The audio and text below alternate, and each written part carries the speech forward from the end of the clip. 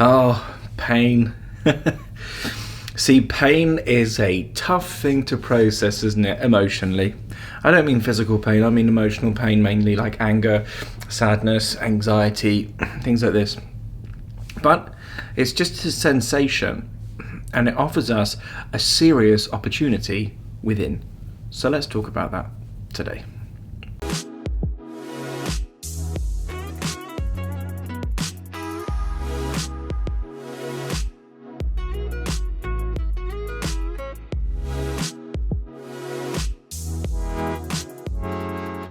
That which we avert from has power over us.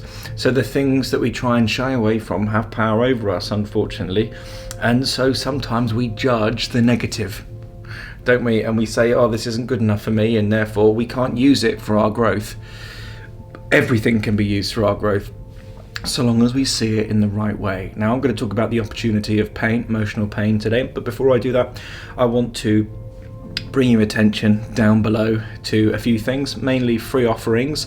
The first of those is a free breathing practice, a free introduction to Hatha Yoga, a free community for Awakening Souls on Discord or Facebook, but also there's something that's brand new here, and it's the 6-month immersion training. It's taken me years of one-to-one coaching to be able to develop the right training course for you, and it's for those people that want the next step in their awakening journey. If you're stuck or lost, or you've been doing things and you've had no structure behind it, and you find that you're not making an impact in yourself that you want to, then this is the course for you.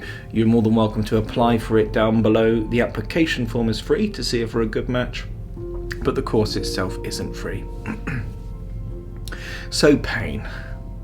Pain has been the best teacher of all in my life. If I'm really honest with myself, I learn a hell of a lot more, and I'm able to integrate a hell of a lot more into myself because of pain, and so I'm thankful for it. Now, I don't wish for pain in my life. Believe me, I'm not a masochist or anything like this, although some people probably think I am. But I recognize that it has value, and so do you if you're open and willing to touch pain rather than try and escape it. So, for pain to take hold inside of ourselves and for us to gain the benefit, we must remain in a positive state of being. Of course, we recognize whenever any sort of large or strong emotions come up, the mind always wants to take us away from the pain, doesn't it? And create a story around it or a narration. And this is fine for a while because in a sense it's a protection mechanism so that we don't have to feel the pain. It averts our attention, doesn't it? And that's kind from life.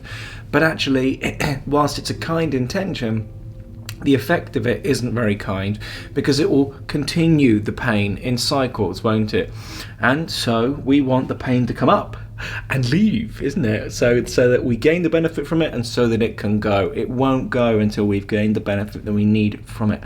And to do that, we must stay in a positive state. Sometimes you'll hear gurus or masters wish a painful thing upon you, or wish a disease or something, or a really painful experience, and it's not mean when they do that. What they're trying to show you is that pain is the biggest awakener.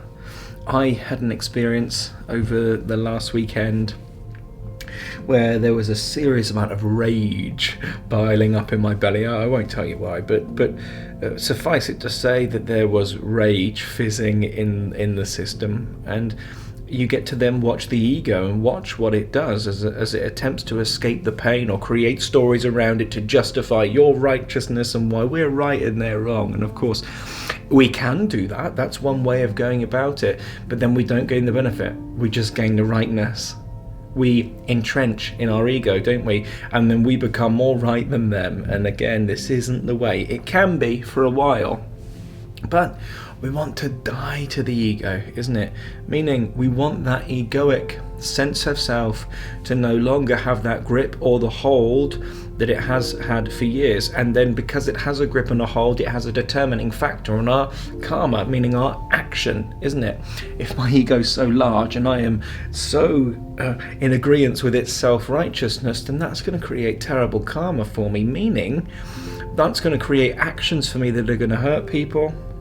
And it's going to separate me from others. Why? Because subtly I'm holding on to this identity where I believe I'm superior in some way, which is linked to the fear of death, by the way. But less of that now, and for now we'll just stay on subject, otherwise I could end up talking for ages. So pain has one opportunity for us. It offers us the opportunity, doesn't it, to decide what we want from life. Sometimes a really painful moment sobers us up, doesn't it, so that we get to adjust and revisit and see where it is that I want to put my time, that I want to put my focus, that I want to put my life's energy into. Because remember, in this form at least, our life energy is finite. We should use it in the right way and bring as much of that energy into the system that we can. And that's why we do sadhana. Sadhana just means your daily spiritual practice, to bring about the highest aliveness of intensity of energy in the system, so that we can create the highest destiny for ourselves. See, none of this really is fate. Although if we respond to big, strong emotions inside of ourselves in a negative way, then it's likely going to create a negative action. And if we keep doing that, then we'll get known as that angry guy that keeps doing that thing, and it'll create a negative reality for us, isn't it? And then we'll call that fate or destiny, but in fact it isn't. Our fate is that we are creators in a way, and we get to create this existence how we want. We get to choose. Yes, there's pressures from the outside, absolutely, but we get to use those pressures in this rigmarole boiling pot of awakening to really align ourselves into the way that's most proper for us. Now we could say, in fact, there's no choice in that really, because I'm on this awakening journey and I can't tell you that I really chose it. But now I'm choosing it as if I had chosen it, if this makes sense. And that's strength, isn't it? But it all comes about because of pain. The second opportunity that pain can offer us, and this is the most fundamental offering that it gives us, and that's that it can teach us about our true essence and our true self. These emotions, like a mirror, are a finite, or thoughts or whatever, are a finite reflection of that which I truly am. I used an analogy earlier and I really quite like it. Imagine you have a fire burning in front of you, and somebody's got your head right up to the fire and it's burning your face and it's getting very, very painful. Well, after a while you have to push away from the pain, don't you? In the same way, if we're really identified with the pain and say, I'm in pain, you've never been in pain, in a way, because this is to misidentify. It's just a case of innocent mistaken identity. But to say that I'm in the pain is to not know myself, is to lie to myself, in a way, not in a strong way, but like in a loose way. We're lying to ourselves, we're not being honest with self. Until we realise, isn't it, sometimes that pain gets so much inside of ourselves that we have to come back into our true place.